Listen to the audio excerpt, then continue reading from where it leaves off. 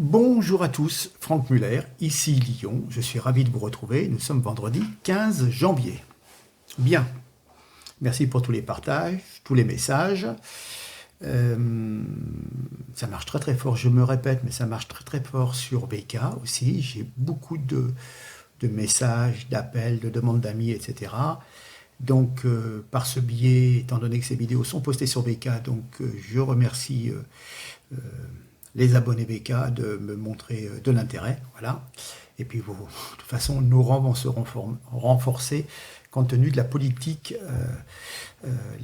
discriminatoire de Facebook et Twitter. Bien. Alors, la pensée du jour de notre charmante jeune fille Camélia Jordana, notre chanteuse préférée. Qu'est-ce qu'elle nous sort?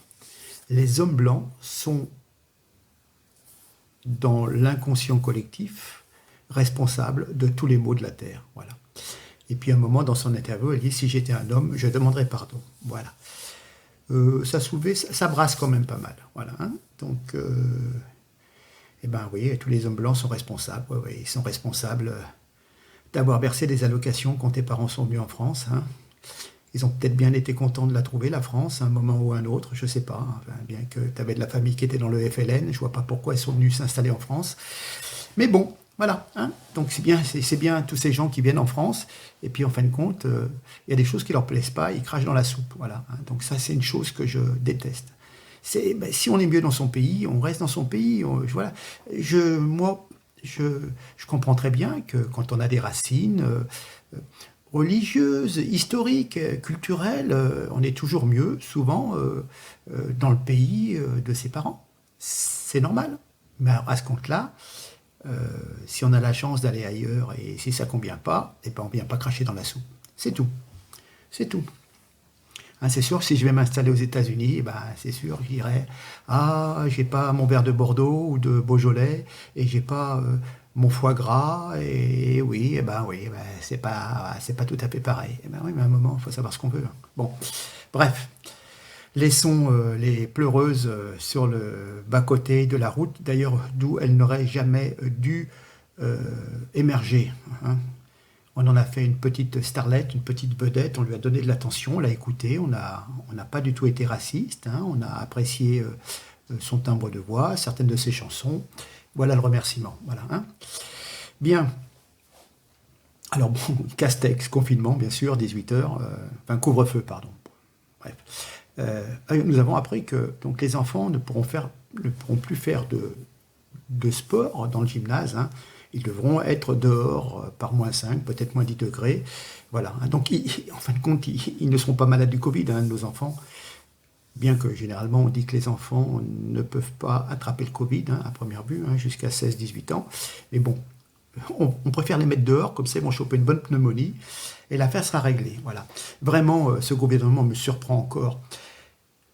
Avec ce couvre-feu à 18h, c'est encore plus de monde dans le métro à la même heure, et encore plus de monde dans les magasins, dans les boutiques. Voilà, hein, c'est la Covid qui va sabler le champagne.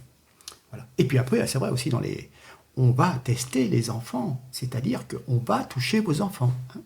Donc on va prendre vos enfants, je crois certainement à partir de 6 ans, et on va leur enfiler le compte-tige dans le nez. Et ben, à des petites 6 ans, allez leur expliquer qu'il y a des dames en blouse blanche qui vont venir leur enfiler un truc dans le nez.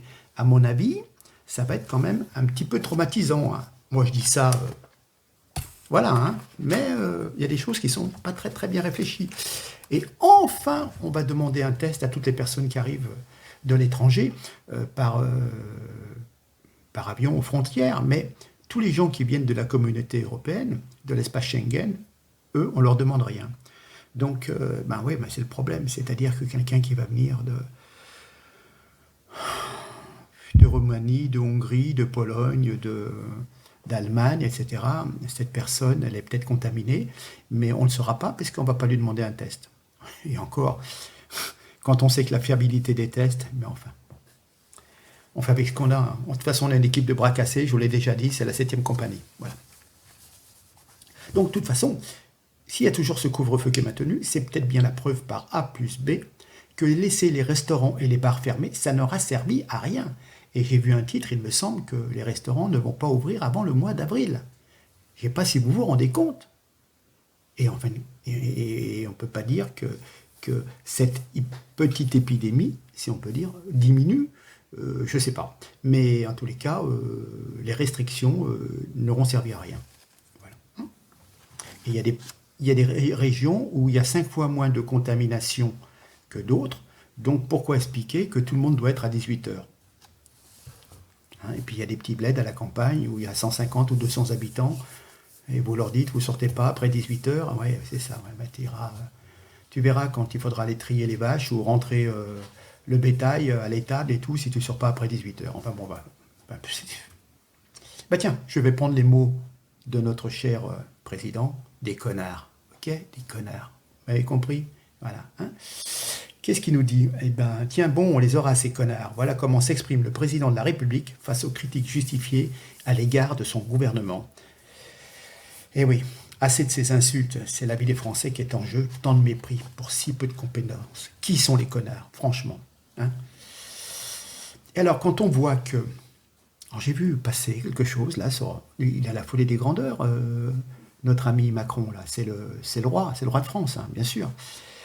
Il a dépensé 120 000 euros pour les espaces verts de Brégançon, 500 000 euros pour le matériel audiovisuel. Vous savez, avec les progrès maintenant qu'on a en électronique, en mettre pour 500 000 euros, je ne sais pas, hein, mais je ne sais pas ce qu'il a mis, mais là, il a monté un studio de télévision, hein, c'est pas possible. Hein. 240 000 euros pour du matériel et de l'équipement de cuisine.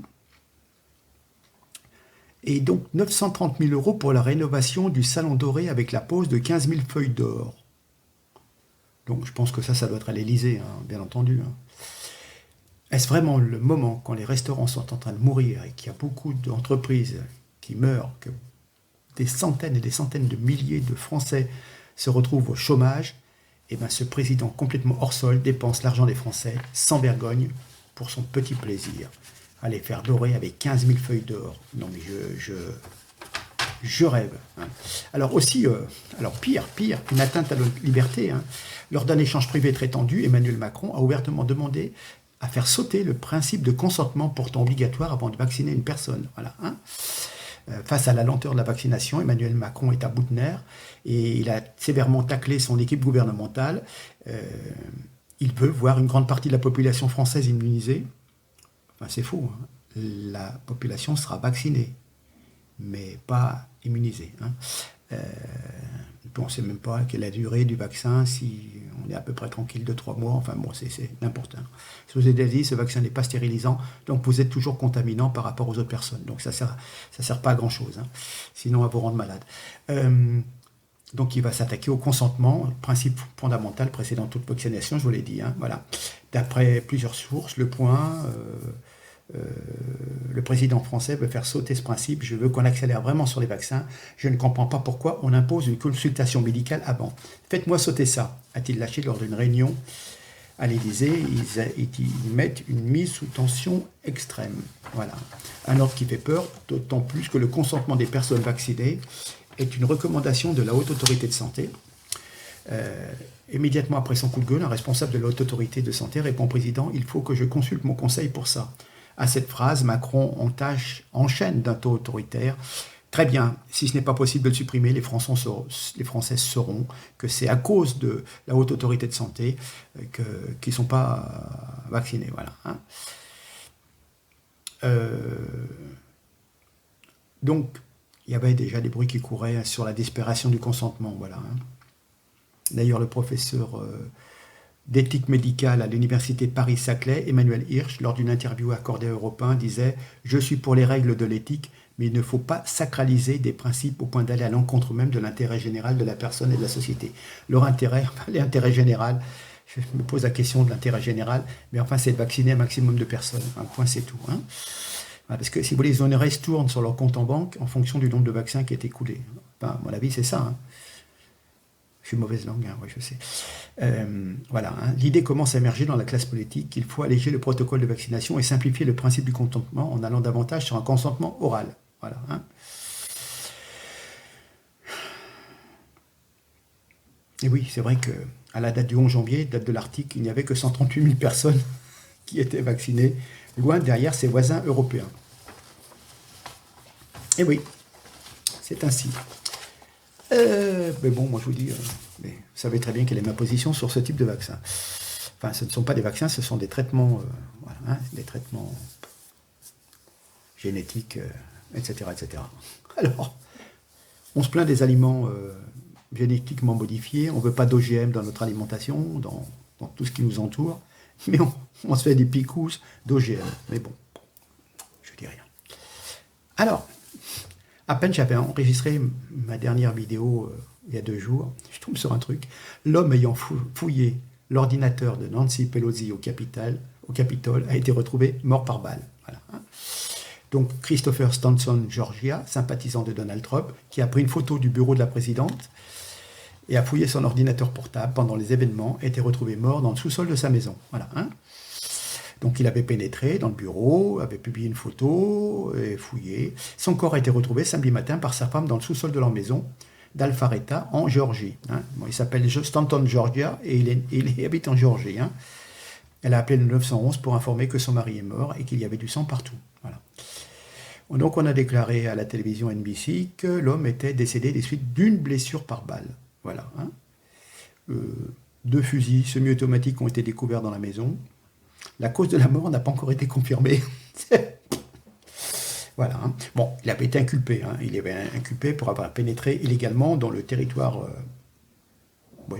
du Capitole des États-Unis contre la volonté de sa police et d'avoir violé le couvre-feu instauré à Washington. Je vous rappelle qu'on a vu des vidéos, vous comme moi, où on voit, si vous voulez, la police ouvrir les barrières et faire mine aux gens d'avancer. Donc, vous voyez bien qu'il y a une certaine mise en scène. Hein. On a laissé bien rentrer les gens pour pouvoir dire, vous voyez, c'est Trump qui a incité aussi à la violence. Hein. Bon, il est certain que les partisans de Trump ne sont pas fait prier. Hein. On leur a ouvert les grilles, c'est bon, ils y vont, hein, il n'y a pas de souci. Même, quand même, il y a... Voilà. Et puis alors, quand je vous dirai ce que j'ai trouvé, vous allez comprendre qu'il y a quand même une sacrée manipulation. Voilà, donc cet homme, bon, il avait été reconnu, il encourait une peine de 180 jours de prison et une amende de 1 000 $. Il avait plaidé non coupable devant la Cour supérieure de Washington jeudi 7 janvier, le pauvre homme. Alors, soyons complotistes jusqu'au bout. Hein. De toute manière, on est déjà épinglé pour nos positions sur le Covid, sur l'immigration, sur l'islam. Peut-on s'imaginer sérieusement qu'un gars qui a le courage d'entrer parmi les premiers au Capitole, qui s'amuse à regarder le portable de la Pelosi, va être peureux, démoralisé, il va se suicider puisqu'il risque 6 mois éventuels de prison, une amende de 1 000 $. Hein. Voilà. Mais c'est la thèse qui a été retenue quand même par la presse française bien pensante. Hein. Voilà, hein. On ne peut pas exclure, bien sûr, à 100% le suicide, mais un fervent partisan de Trump voit ce qui se passe et la perspective de subir. Ah, c'est peut-être de se dire, pendant 4 ans, je vais avoir des démocrates pourris au pouvoir et je vais me suicider. Non, ça ne cadre pas avec ce qu'on sait de la personne. Voilà, hein. Quand on a vu l'importance des fraudes, ce dont les mondialistes sont capables, on peut tout à fait imaginer notamment qu'il a été éliminé pour avoir vu des choses gênantes, peut-être sur certains ordinateurs, je ne sais pas. Hein. Il y a, je vous dirais que, comment dire, les assassins sont parfois au pouvoir. Hein. Ils traînent trop d'histoires glauques sur les Clinton, la famille Biden, Epstein, vous voyez, ouais, toute la clique, pour se faire des illusions. Hein. Le pire est possible. Et puis rappelez-vous, quand la Géorgie, c'est un État démocrate avec une police qui obéit donc aux élites démocrates, aux gouverneurs démocrates. On ne saura jamais la vérité. Hein. Mais enfin, c'était un père de famille qui adorait ses enfants, qui étaient quand même relativement... voilà, c'était pas des enfants adultes. Franchement, un père qui aime ses enfants peut-il se suicider comme ça pour si peu? C'est... voilà, on en a eu en France aussi des gens qui se sont suicidés hein, dans 20 cm d'eau ou avec 2 balles dans la tête. Hein. Voilà. Donc, je me méfie. Hein. Même à l'Élysée, il y a eu des suicidés. Hein. Voilà. Et puis, comme par hasard, je ne sais pas pourquoi, je n'ai pas plus de détails, il y a un policier qui était au Capitole la semaine dernière, qui était blessé, mais en fin de compte, il s'était suicidé. Lui aussi. Pourquoi? Je ne sais pas. C'est la vie politique, hein. C'est la vie démocratique. Vous voyez, ça respire l'honnêteté, ça respire la santé. Hein. Voilà. Bon, ben tiens, en parlant d'honnêteté, enfin d'ailleurs, on va déjà parler de population. Une crèche du quartier populaire, quartier Villeneuve à Grenoble, a été fermée à la suite d'une menace d'un groupe de dealers. Voilà. Depuis une dizaine de jours, une crèche municipale a été fermée à la suite de menaces d'un couple de dealers contre le personnel. Les employés ont exercé leur droit de retrait le 4 janvier après avoir été intimidés par des jeunes qui tenaient un point de deal. Depuis cette date, la mairie a décidé de fermer la crèche jusqu'à nouvel ordre. Voilà, hein. Bravo pour le maire écologiste de Grenoble. Voilà. C'est une victoire donc pour les dealers parce qu'ils avaient fait du local près de la chaufferie de la crèche leur point de deal. Ces jeunes n'ont pas été appréciés d'être délogés la semaine dernière par la police et ils sont donc revenus pour menacer les employés de cette crèche qui accueille 50 enfants. Le personnel a donc exercé son droit de retrait. Voilà. Et puis la ville a pris la décision de fermer cet équipement pour permettre à la situation de s'apaiser. Tu penses? Alors, on laisse le terrain aux dealers. Voilà la politique sécuritaire des écolos. Hein. Évidemment, ça a provoqué une indignation au niveau de l'opposition municipale. Oui, donc le maire de Grenoble, Europe Écologie Les Verts, Éric Piolle. Voilà. La police est très en colère aussi. Nous parle d'incendies volontaires, dégradation, voilà, des gymnases et un club de foot ont été incendiés. Et puis donc, tout le monde critique l'attitude de la ville, de ce maire qui ne réagit pas à ces faits de violence. Voilà, hein. Visiblement, sa priorité n'est pas à la police, ni à la délinquance, ni à la sécurité de ses concitoyens. Les gens aussi demandent aussi un peu plus de vidéoprotection. Oui, vous savez, la politique des écolos, c'est surtout faire des pistes cyclables. Ça peut être bien dans certains cas, mais si c'est pour mettre toutes les voitures sur une voie et augmenter la pollution, ça ne sert à rien. D'accord? Puisque parfois, malheureusement, on a besoin de son véhicule pour aller travailler. Et compte tenu de la sécurité qu'il y a dans les transports en commun, moi, ça fait bien longtemps que je n'en prends plus des transports en commun. Et voilà. Hein? Bon, alors, on ne sait pas. On va réaménager le local de la chaufferie afin que ça puisse plus servir aux dealers. Voilà. On évoque une réouverture de la crèche. Voilà. Mais comment font les parents? Comment font les parents pendant ce temps? Les parents qui doivent aller travailler. Hein? Ben non. Bon, des petites brèves sur l'honnêteté, hein, l'honnêteté des gens du pouvoir. Ah, prise illégale d'intérêt, ouverture d'une enquête visant Éric Dupond-Moretti. Ah, il est rattrapé par... Oh, un autre ministre, Sébastien Lecornu, on le connaît moins celui-là. Hein. Mais qu'est-ce qui se passe? Aussi, prise illégale d'intérêt. Voilà. Donc, les robes noires, hein, les magistrats, lâchent la Macronie, où c'est l'histoire d'équilibrer les choses. Après l'affaire du Hamel, hein, le pédophile, qui était quand même un poids lourd socialo de la gauche caviar, et ben maintenant, il tape un peu plus côté Macron, vous voyez, en équilibre, hein, pour la balance de la justice, justement. Hein. Voilà. Enfin, vous savez que la magistrature est truffée de gauchistes judéo-maçonniques, et elles essayent d'œuvrer peut-être à la résurrection de la gauche en état de mort clinique, et donc on tape un peu sur la Macronie pour faire remonter un petit peu le Parti Socialiste, enfin sur ce qu'il en reste. Hein. Voilà.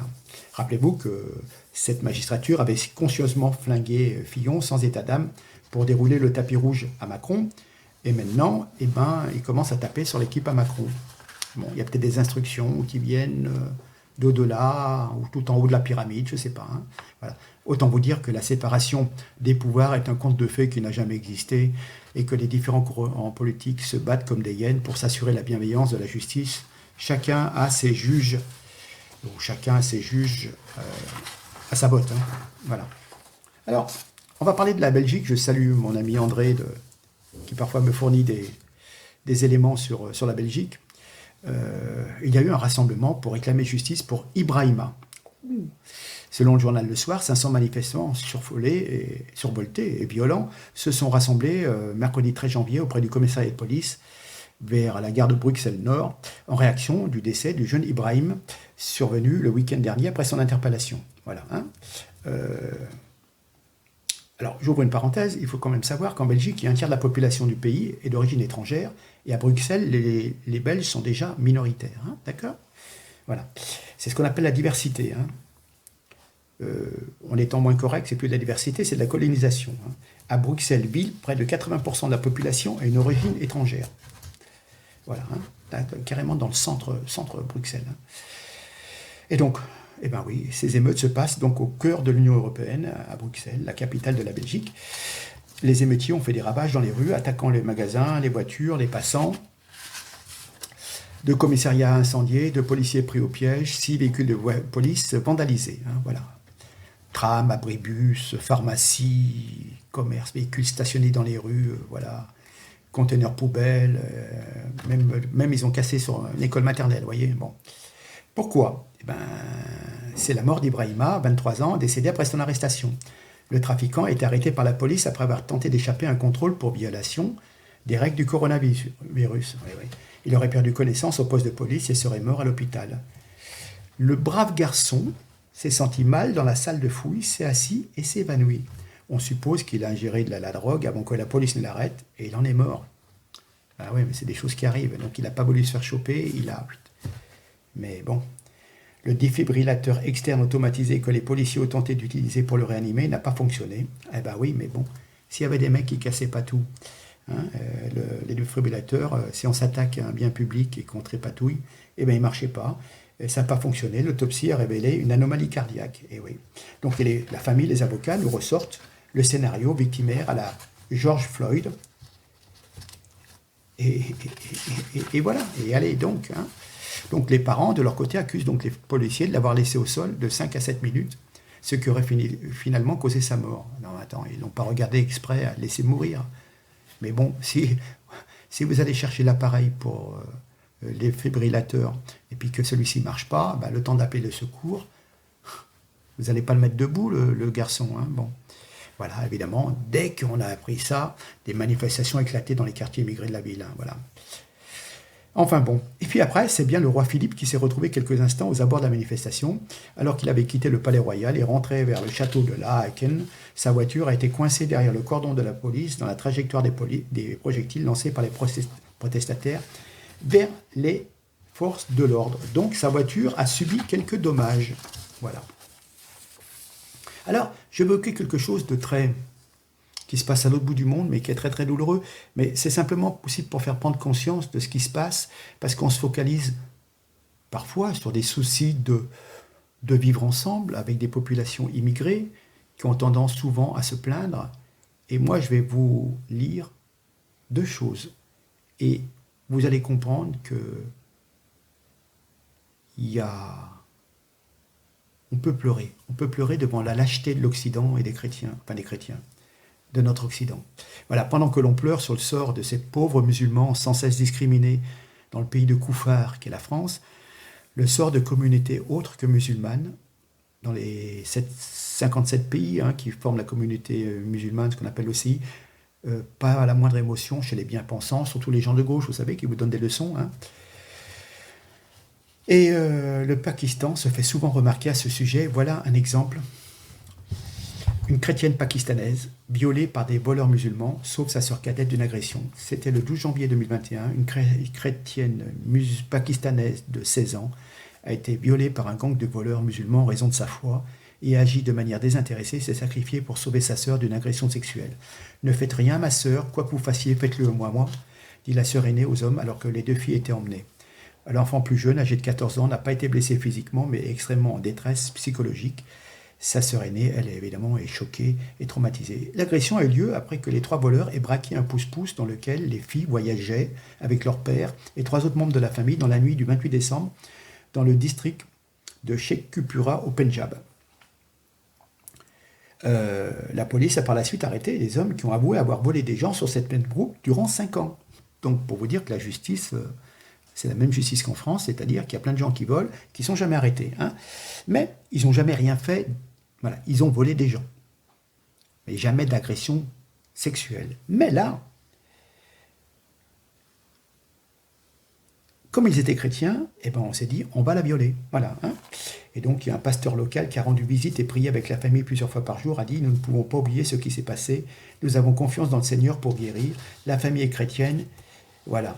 Et il nous sera très difficile d'obtenir justice. Ah.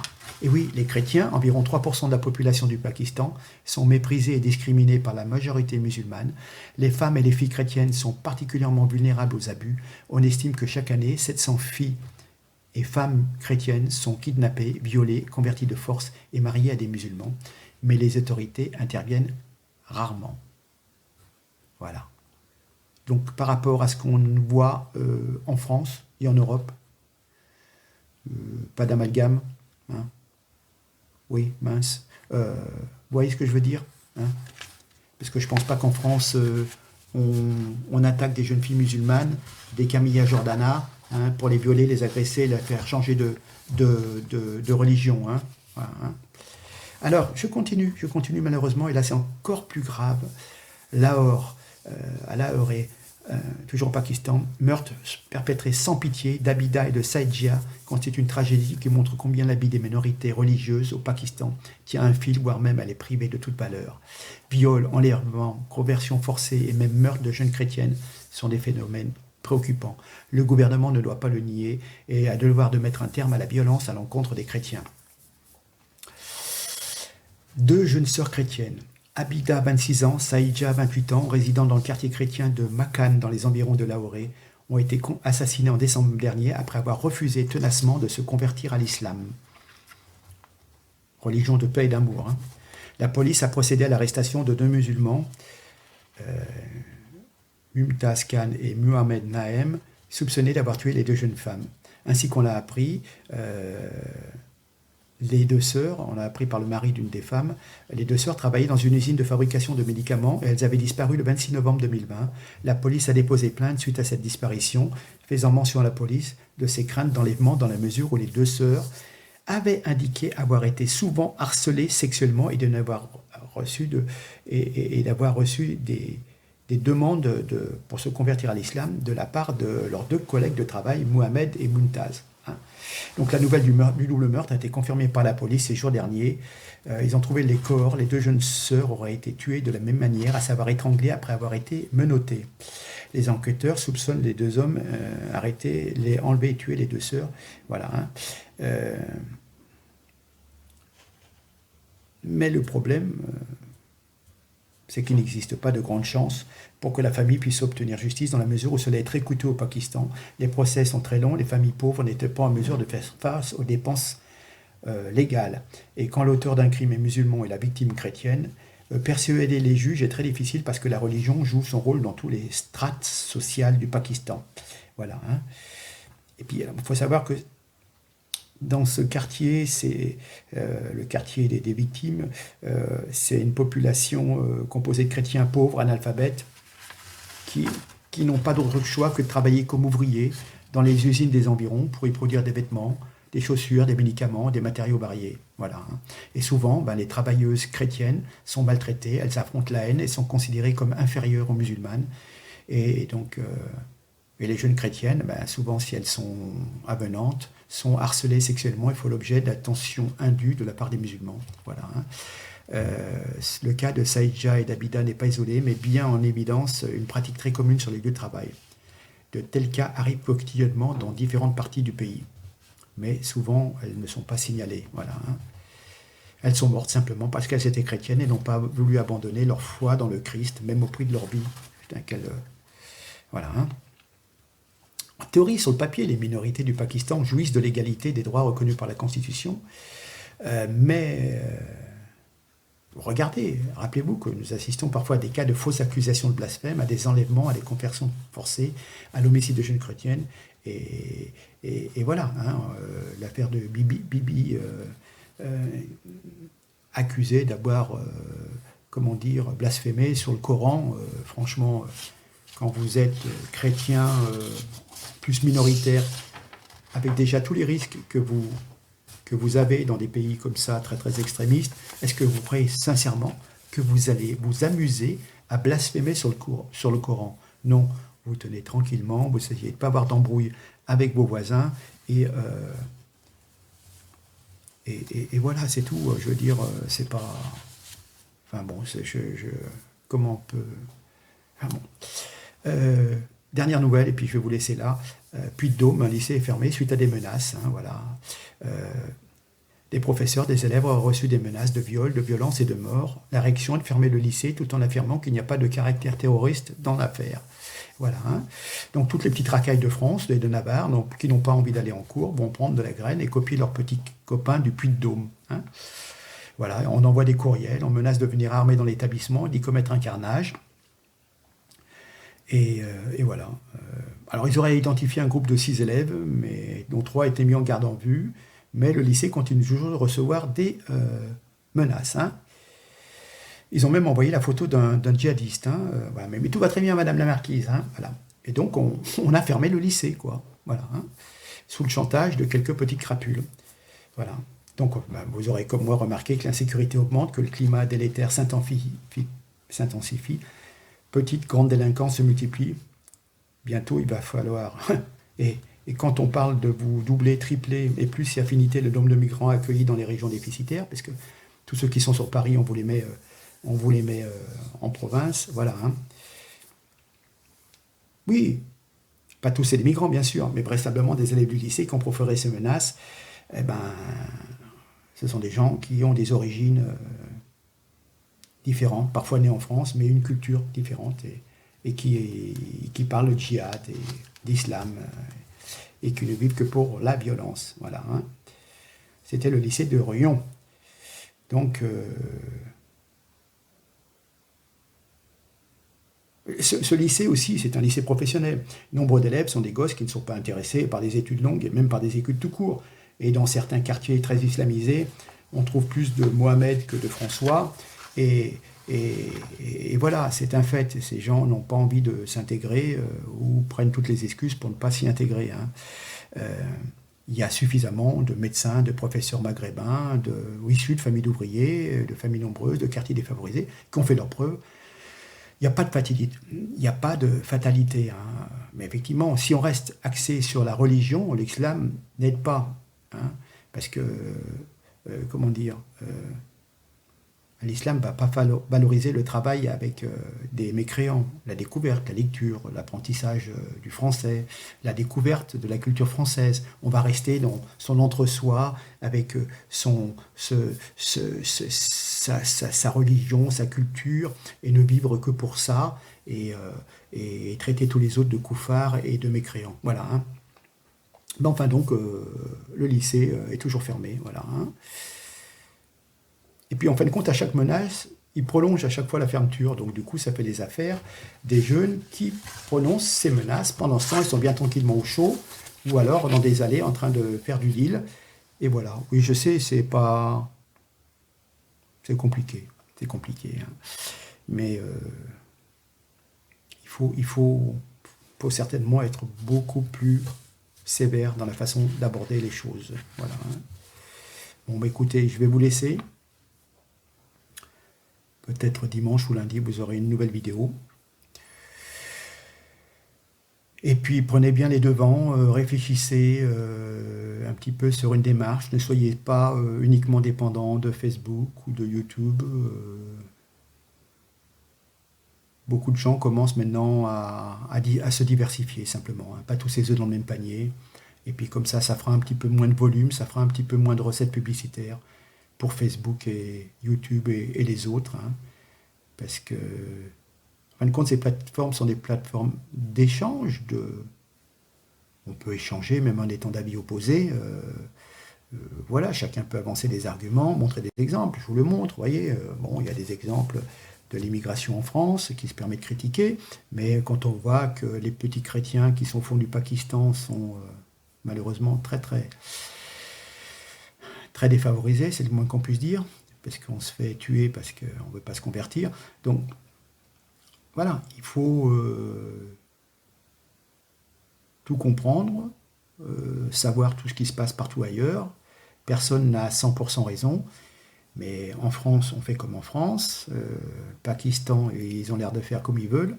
Et vous me voyez, moi, en train de dire au Pakistan, dites, c'est pas normal, les droits de l'homme, les droits de la femme, et ci et là. Ils vont me dire, attends, t'es bien gentil, tu fermes ta gueule, sinon on va te couper la tête, et puis rentre vite dans ton pays. Mais en France, tout le monde a droit d'ouvrir sa grande gueule. Voilà. C'est simplement ça. S'il vous plaît. Voilà. Hein, un camélia. Voilà.